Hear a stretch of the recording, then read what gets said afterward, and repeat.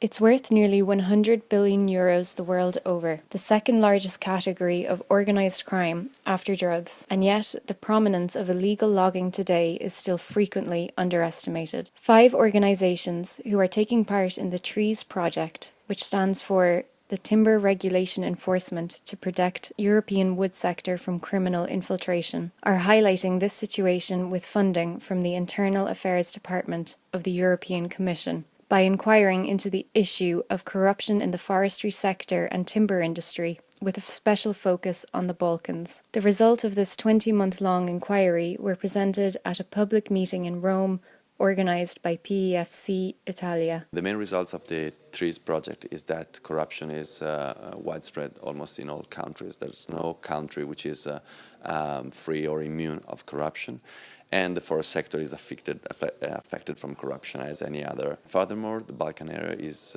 historically has been exposed to illegal traffics, so there are organizations and routes already established for trafficking, and part of these countries are inside Europe, so there are less border controls, and there's less, people are more used to corruption, so it is more difficult to have this crime reported.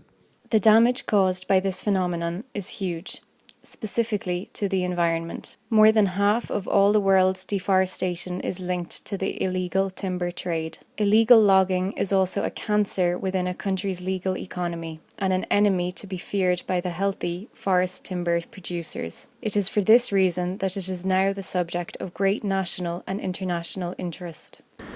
So Interpol helps to bring the TREES project and other EU competent authorities together and helping them collect the information they need so that they can enforce the legislation here in Europe.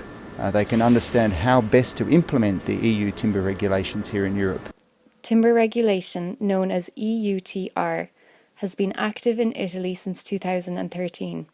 It is a useful tool with which to combat illegality. However, it is not in itself sufficient.